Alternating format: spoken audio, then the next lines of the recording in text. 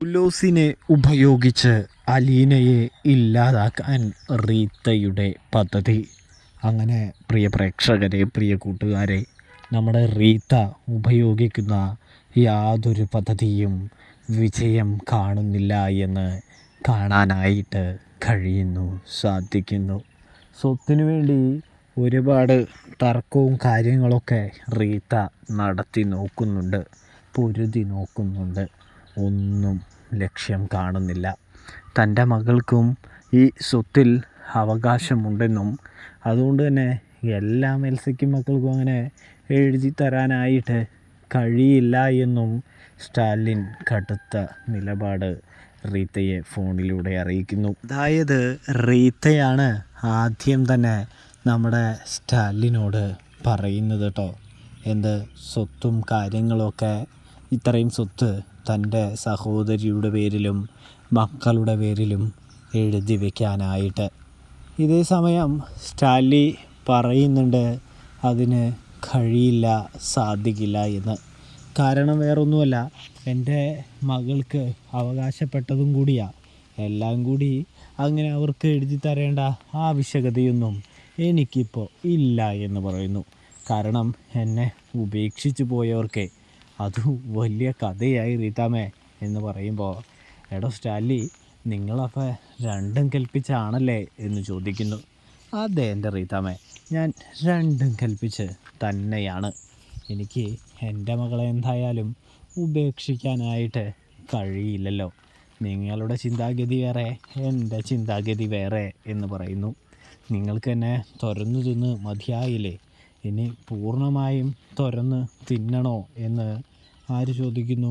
നമ്മുടെ സ്റ്റാലി ചോദിക്കുകയാണ്. അത് കേട്ടതും റീത്തയ്ക്കാണെങ്കിൽ നല്ല രീതിയിൽ ദേഷ്യമാകുന്നുണ്ട്, സ്റ്റാലിയോട് വിരോധം തോന്നുന്നുണ്ട് എന്ന് കാണാൻ സാധിക്കും കേട്ടോ. ഇതേ സമയം നമ്മുടെ സ്റ്റാലിയാണെങ്കിൽ ആരുടെ അടുത്ത്? അലീനയുടെ അടുത്തേക്ക് ചെല്ലുന്നുണ്ട്. അലീനയോട് സ്വത്തിൻ്റെ കാര്യമൊക്കെ ഇങ്ങനെ പതിയെ പറയുമ്പോൾ അത് പൗലോസ് കേൾക്കാനായിട്ട് ഇടയാകുന്നുണ്ട് എന്ന് കാണാം. ഇതേ സമയം ഇപ്പോൾ സ്വത്തിൻ്റെ കാര്യമാണ് റീത്തമ്മ വിളിച്ചിട്ട് പറയുന്നതെന്നും നീ ഇവിടെ നിൽക്കുന്നത് അവർക്ക് സ്വത്ത് നഷ്ടപ്പെടുമോ എന്നുള്ള ഭയമുണ്ടെന്നും പറയുകയാണ്.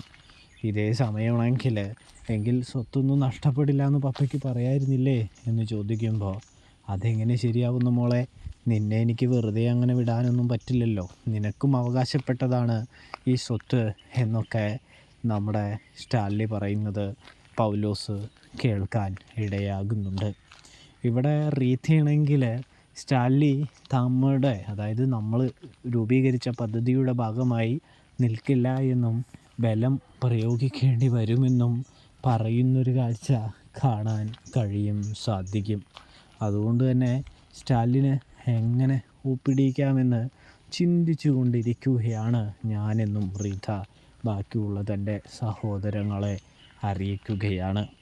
ഇതേ സമയം എൻ്റെ റീത്ത ചേച്ചി, ആ പുള്ളി ഒപ്പിടില്ലെങ്കിൽ നമുക്ക് എന്ത് ചെയ്യാൻ പറ്റും എന്ന് ചോദിക്കുമ്പോൾ, അവനിപ്പോൾ പറയുന്നതേ അവൻ്റെ ആ മകൾക്കും സ്വത്തിലും കാര്യത്തിലുമൊക്കെ അവകാശം ഉണ്ട് എന്നാണ്. അതുകൊണ്ട് തന്നെ സ്വത്ത് അവൾക്കും കൊടുക്കുമെന്നാണ് അവൻ പറയുന്നത് എന്ന് പറയുന്നത് കാണാനായിട്ട് സാധിക്കും. എൻ്റെ ചേച്ചി, അയാൾ പറയുന്നത് ശരി തന്നെയല്ലേ? അങ്ങനെയാണെങ്കിൽ അയാൾ കൊടുക്കുന്നെങ്കിൽ കൊടുക്കട്ടെ എന്ന് പറയുന്നു.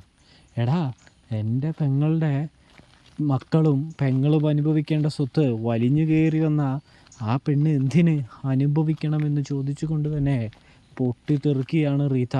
നിങ്ങളോട് ഞാൻ അതല്ലേ പലതവണ പറഞ്ഞത് എന്ന് ചോദിക്കുമ്പോൾ, അയ്യോ സോറി റീത്ത ചേച്ചി, ഞാനത് ഓർത്തില്ല എന്ന് പറയുകയാണ് എന്ന് കാണാനായിട്ട് സാധിക്കും.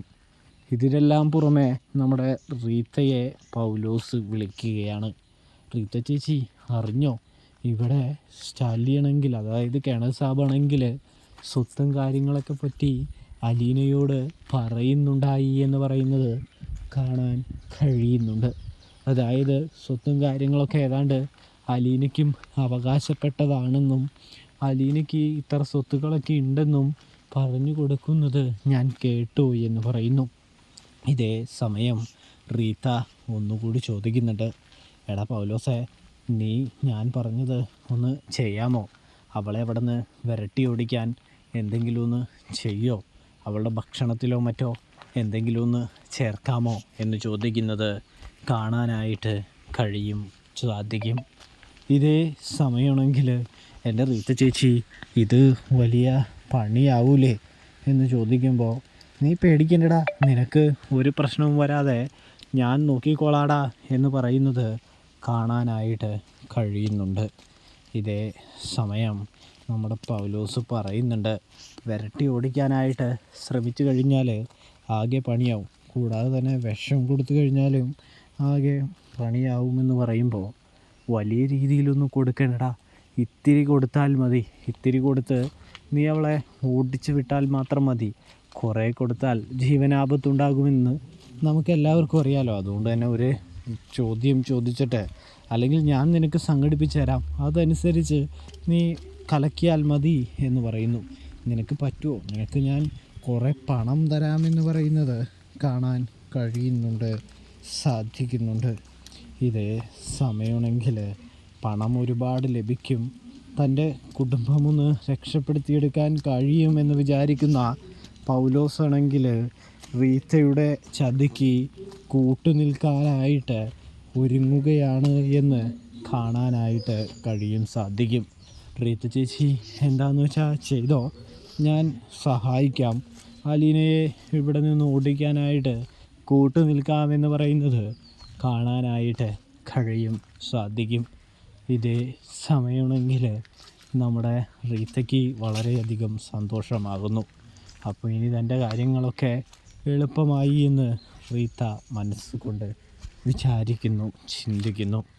അതുകൊണ്ട് തന്നെ റീത്തയാണെങ്കിൽ എന്ത് ചെയ്യുന്നുണ്ട്, പൗലോസിന് ആ ദൗത്യം ചെയ്യാനായിട്ടുള്ള ധൈര്യവും കാര്യവും സാഹചര്യങ്ങളും ഒരുക്കി കൊടുക്കുന്നൊരു കാഴ്ച കാണാനായിട്ട് സാധിക്കുന്നുണ്ട്. ഇതേ സമയം പൗലോസിന് ചെറിയ മടിയും കാര്യങ്ങളൊക്കെ ഉണ്ട് കേട്ടോ. എന്നിരുന്നാലും പൗലോസിന് പണം തരാമെന്ന് പറഞ്ഞ് ഒടുവിൽ പൗലോസിനെ കൊണ്ട് അത് റീത്ത ചെയ്യിക്കുകയാണ്.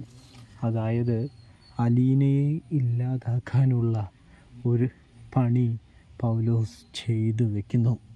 ഇനി അലീന അത് കഴിക്കുമോ ഇല്ലയോ എന്നൊക്കെ കണ്ട് തന്നെ കാണണം പ്രേക്ഷകരെ, പ്രിയ കൂട്ടുകാരെ. എന്തൊക്കെ സംഭവിക്കുമെന്നും കണ്ട് അറിയണം കേട്ടോ. അപ്പോൾ നിങ്ങൾക്ക് റിവ്യൂ ഇഷ്ടപ്പെട്ടാൽ സബ്സ്ക്രൈബ് ചെയ്യാനായിട്ട് മറക്കല്ലേ. എല്ലാവർക്കും